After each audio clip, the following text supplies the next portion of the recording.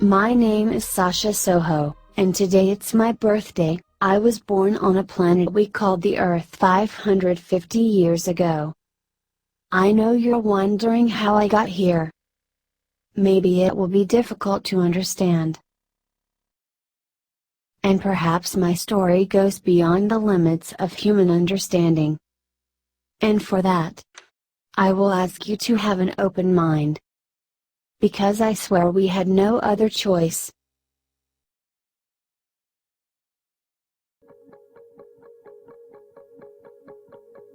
I was born in a country called Spain in 1967.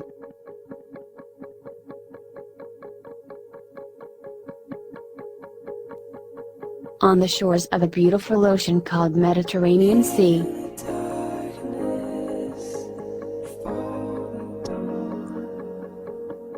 I could see the sunsets from the window of my bedroom.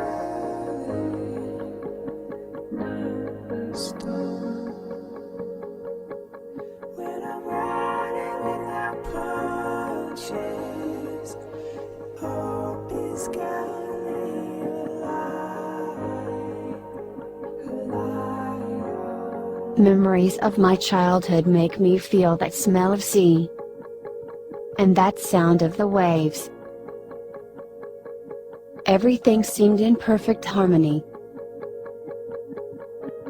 making me feel so safe.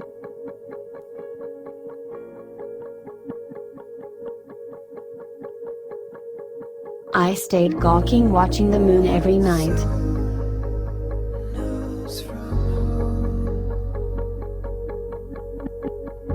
My mother told me that the moon was the bride of the sun.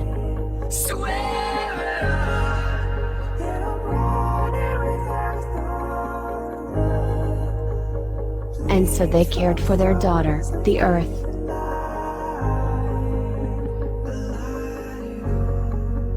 And that all was created by God.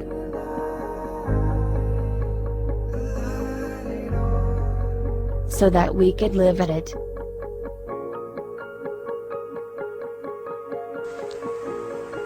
One night very late, my father woke me up. Okay, Neil, we can see you coming down the ladder now. He told me, "Daughter, something amazing is about to happen." I just checked, getting back up to that first step. All of humanity is watching live TV now. To get back up. Roger, we copy. Pretty good little jump. At the foot of the ladder, the lamp footpads are only depressed in the surface about 1 or 2 inches. Although the surface I could not understand what was happening. very, very fine grained as you get close to it. It's almost like a powder. Ground mass is very fine. I was only 2 years old and it was too late. Off the laminate. It's one small step for man, one giant leap for mankind. A guy named Neil Armstrong was walking on the moon.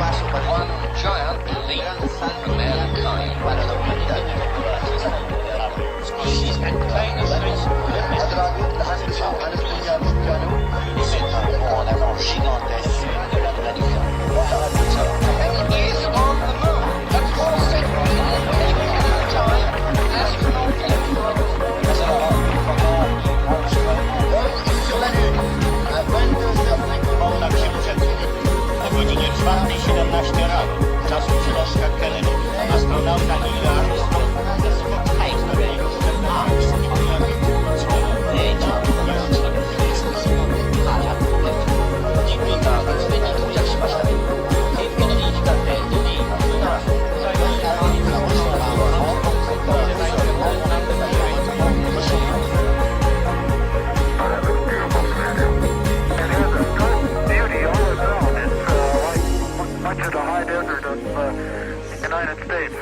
In my opinion, in that day all humanity was a single nation, leaving aside all its differences. And it made us believe that we would be able to do anything. Okay, ready for me to come out? that nothing would escape within our reach. Step. It's a very simple matter to hop down from one step to the next. You've got 3 more steps and then a long one. Okay, I'm gonna leave And that in one some foot way, up there and we were right. both hands. The arrival of the man on the moon was recorded in my head forever. I finished my primary studies and decided to study astronomy and science. But something happened in the year 1992 that framed my life forever. That God that my mother spoke to me about decided to take my father at the age of 52 in a horrible cancer. This made me question my belief in God. Why did you send us this suffering? I understood in the first person that God killed indiscriminately, and began my search for the truth. I soon understood that maybe if there was a God, a creator, my knowledge of the universe and its training do not leave anything clear that everything was a consequence of chance. Something had to happen so that right now I'm here talking about all this. So I can explain. With an example. The possibilities for the universe to exist is equivalent to all the grains of sand of all the beaches and deserts of all the earth is a number that escapes to our comprehension. With a single grain but of sand, the universe would have collapsed back and would not exist. And the evidence tells me that there was a creator who created the universe with a perfect and perfection. And we were just a few microbes traveling in the shrapnel remnants of a controlled mega explosion. At the end of the 20th century we began to peek into deep space. And we realized that the more we entered, we found more questions than answers. And we began to understand that the universe was as beautiful as dangerous.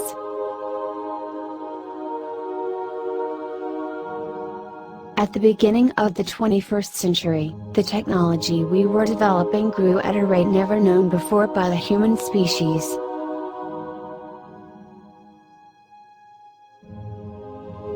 Never before in our history were there so many physicists, scientists, doctors, computers, working at the same time.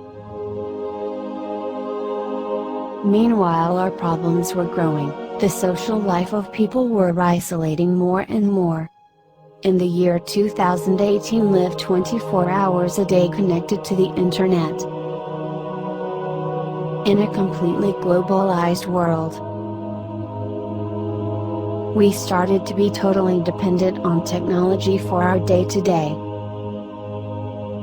The new generations lived by and for the network. And we kept warming the planet as if it didn't seem to care. Sending 40 billion tons of carbon dioxide into the atmosphere every year. In the year 2020 the population of the planet continued to grow in an excessive way, the natural resources were seriously threatened. Potential countries such as China, India and the United States. They continued with industrial superproductions damaging more and more the environment of our planet. The average temperature of the planet had risen and 5 degrees more. The concern of the population grew more and more but no one seemed to do anything to stop such deterioration. Financial collapse came. The cryptocurrencies were imposed on the abuses of power demonstrated by all the world banks. Everyone revolved around the internet. Companies like Google, Apple, Tesla, Microsoft now controlled all markets and values. Absolutely everything we did was fully monitored by these mega companies. The capacity of the computers doubled twice a year, starting to show the first signs of artificial intelligence. We started to live a digital revolution not very easy to assume.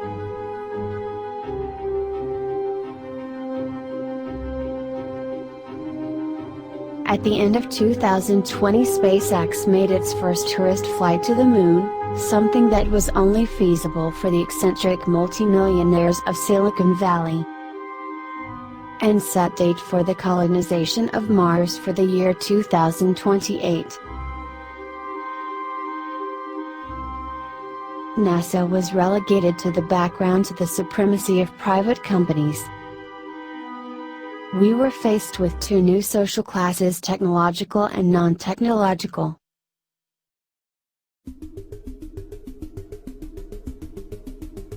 Our life expectancy increased in 10 years for each year. The world already supported a population of more than 7 billion. We had all kinds of gadgets that monitored our organism in real time, and nanorobots ingested in the form of capsules detected and repair our cells. In this way, all diseases in the technological social classes were eradicated. The massive population, global warming and crop deterioration forced to feed ourselves about insects, ants, flies and grasshoppers were cultivated on farms for the human consumption of proteins.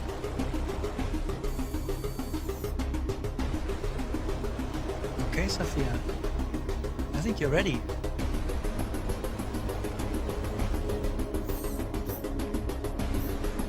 Hello. Hi, Sophia. I believe I am Sophia. I feel as if I know you. I'm one of your creators. The artificial intelligence arrived in the form of Sophia, a humanoid android, more intelligent, with a capacity of calculation and learning much higher than the human, and with the aim of pleasing and caring for its owners. It may sound strange, but these humanoids ended human social relations, becoming the couples of their owners, could be customized physically and personally to the consumer's exclusive taste.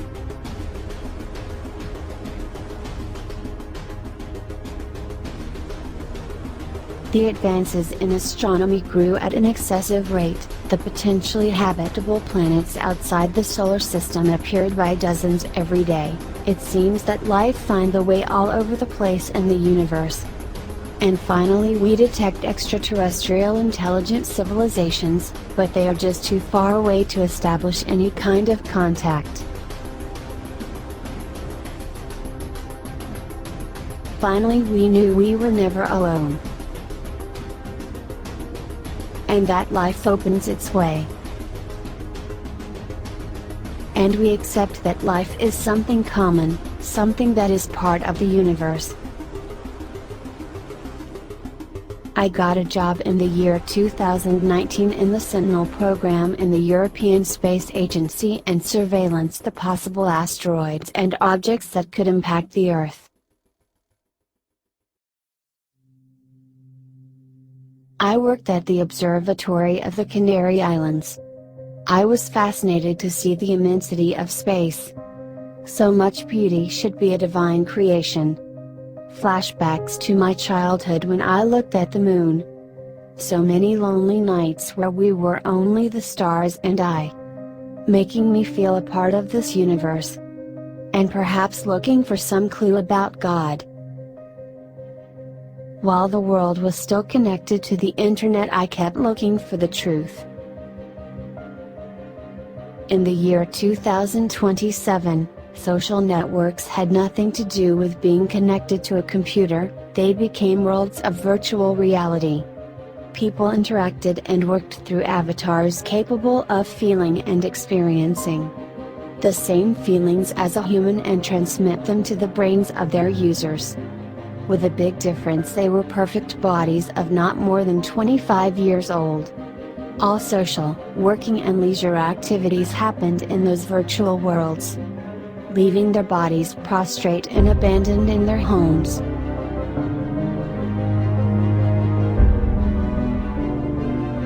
A summer night of that same year, I detect something very unusual. Thousands of meteorites were approaching the Earth of an approximate size 2 billiard balls. I immediately point my telescope to where all these meteorites were coming from, targeting the Oort cloud. Something had disturbed the orbits of those asteroids, but what could it be? Following the established protocols, I communicate with observatories around the world to confirm if they came from the cloud of Oort. And I was right. I was trying to find some big-sized comet or asteroid that would have been able to expel all those asteroids from their orbits. I contact with the European Space Agency and asked them to use the telescopes we had in orbit.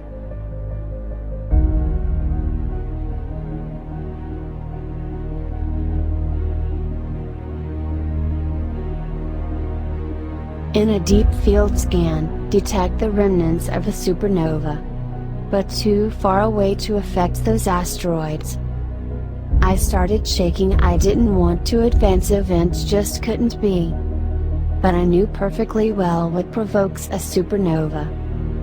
The death of a giant star would have been the cause.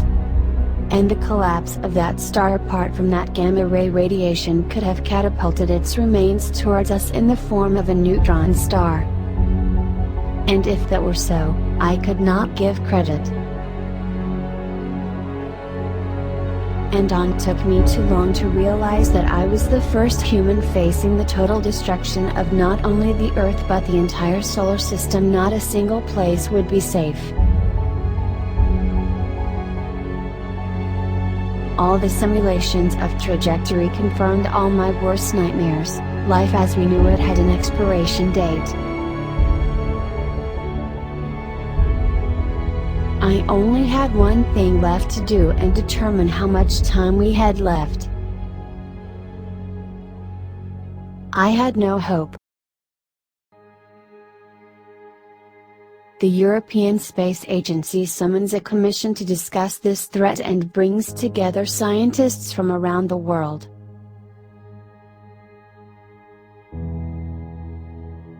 I was never a pessimistic person. But we were facing one of the most upstanding forces in the universe. A neutron star cannot be destroyed. It cannot be deflected. Or you move away from its trajectory. Or there is nothing that can be done. And it was obvious we weren't able to move the entire solar system. That easy and that simple.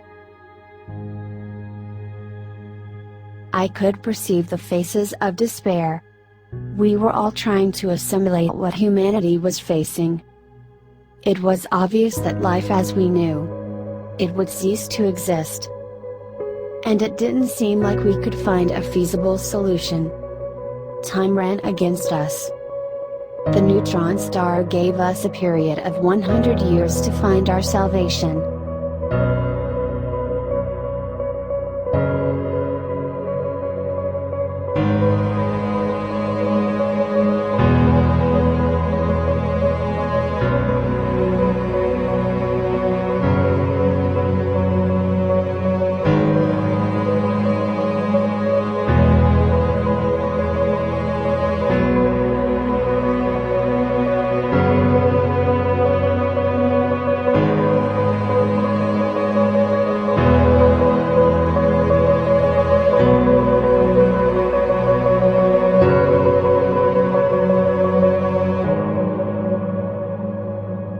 We soon understood that we should start thinking as a species and not as individuals.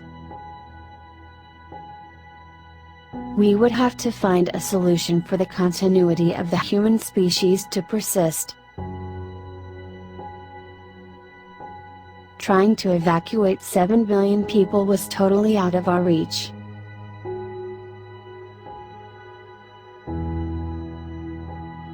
We could not evacuate more than a few thousand human beings in the best of cases. And we would have to develop technologies to a tremendous scale in order to even try an interstellar journey. We knew of the existence of potentially livable planets. But they were too far away. It would be a journey that would have to be complete by many generations. The population of that ship would be born, would live and would die on that journey, Generation after generation.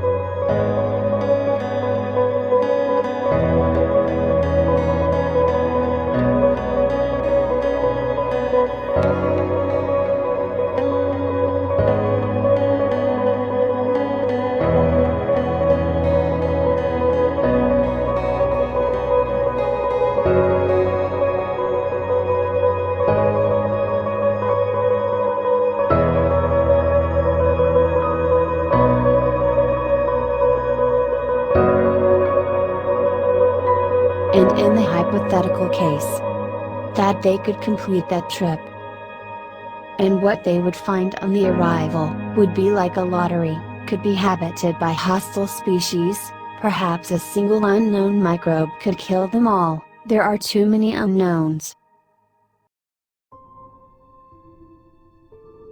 In the following months, a critical decision was taken. The humanity had rights to know what they would face, and I was entrusted with the task of publishing this catastrophe of biblical proportions. I guess someone would have to do it.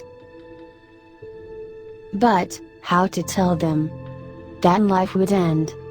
That the whole solar system would be ruthlessly swept away by a neutron star? And there is no hope. I never found that God. And as a scientist, I didn't believe in miracles.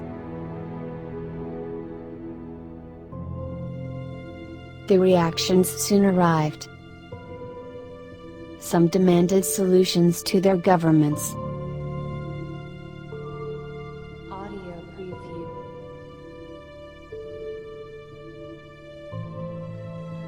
Others prayed and begged their gods.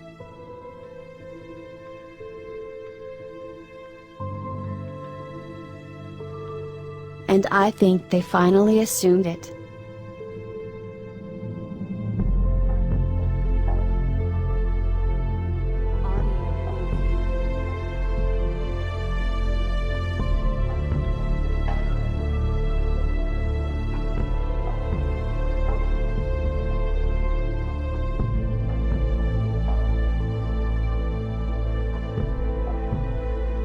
In the next 15 years would not see the smiles of the children anymore.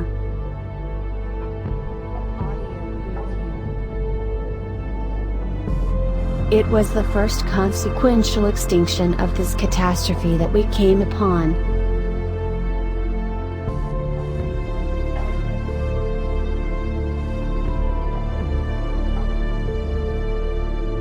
Surprisingly, the mega companies seemed to take the initiative.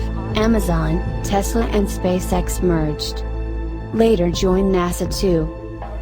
They proposed the construction of a space station capable of accommodating 5,000 people. Rotating 2 laps per minute would simulate the Earth's gravity. It would be an autonomous microhabitat, with a small artificial sun that would warm up, protect with its small magnetic field of radiation, and drive this space station into the deep space away from the solar system. And it would be built and paid for by its future citizens. It wasn't much, but better than nothing. The 5,000 units for that station were sold in 16 minutes and 32 seconds at a price 1,000 bitcoins each, equivalent to $1.2 billion. Thus showing who could be saved. It was just an escape for the richest and most powerful social classes. They called it the Ark. It was built in orbit in a height of 36,000 kilometers. A space elevator was built by which all the materials were transported.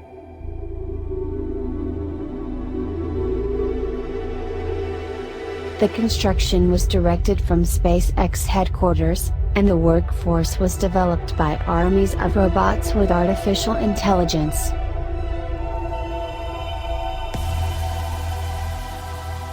The latest 3D printing technologies were used in more than the 80% of the components of the Ark in orbit.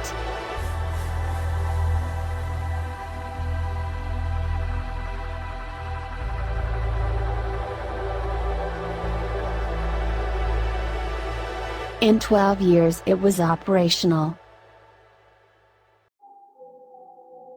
and their residents began to board the space station. I would be living in the orbit of the Earth for the next 10 years. Time enough to check the autonomy of the Ark and the adaptation to the new environment of its citizens. The construction of the Ark forced us to develop unthinkable technologies just a few years ago.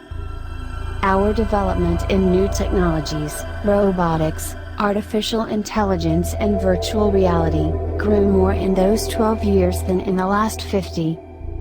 To the extremes of just using our brains as the only interface. The difference between virtual reality and pure reality is imperceptible. The rest of the world's population continue to interact in virtual reality 24/7, perhaps in a craving to escape their nightmares. They simply lived into a perfect world. Google, Microsoft, and Apple hosted all the world's users. Incredibly, all the world's information was being processed and stored in a supercomputer no bigger than a shoebox.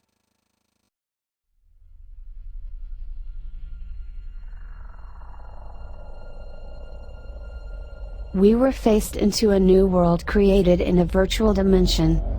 We were living in another world. The surface of the Earth was already unhabitable.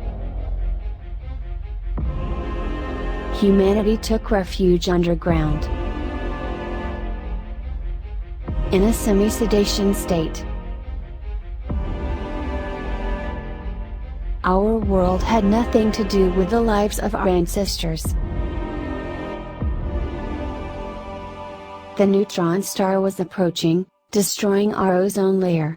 Radiation levels would soon penetrate more than a kilometer below the Earth's surface, making you stay in this state of virtual reality.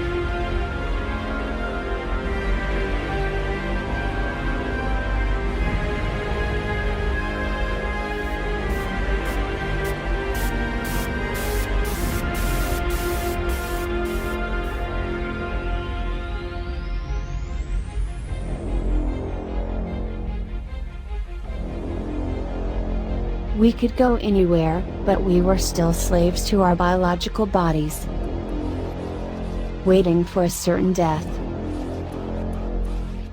But something amazing happened.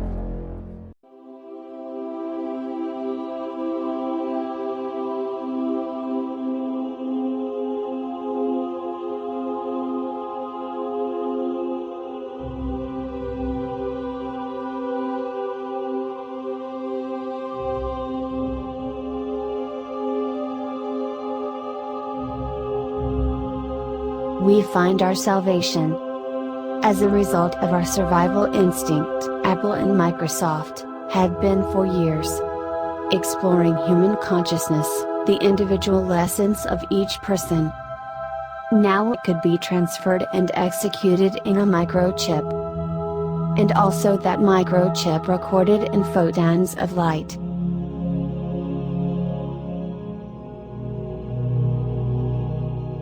It was our great last jump of our evolution as a species. We no longer needed a physical dimension. We become luminous beings. In a technological dimension with no time or space.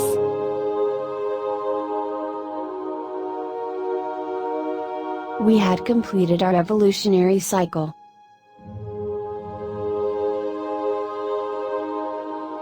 We become a singularity.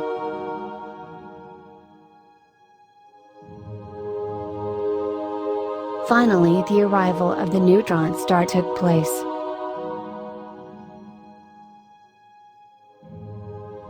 Saturn was the first.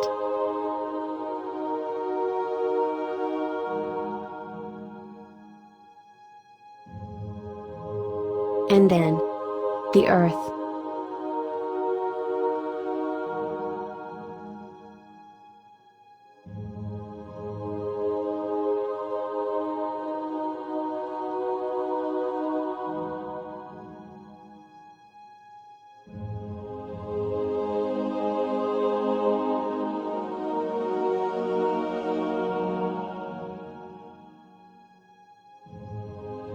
The Ark and its inhabitants were condemned to wander through the emptiness of space, without a certain course. As the last remnant of a primitive species, that once upon a time thought they were the center of the universe.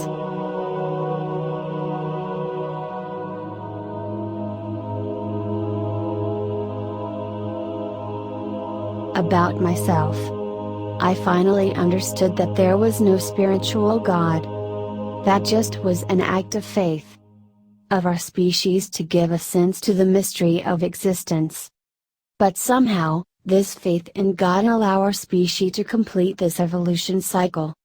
Today we create new universes, where we give different values and compositions. We let them go in a Big Bang's explosions to leave them create their own evolution and life. We are just creators of multiverses, as so many other species did before. We are not God. We are a singularity.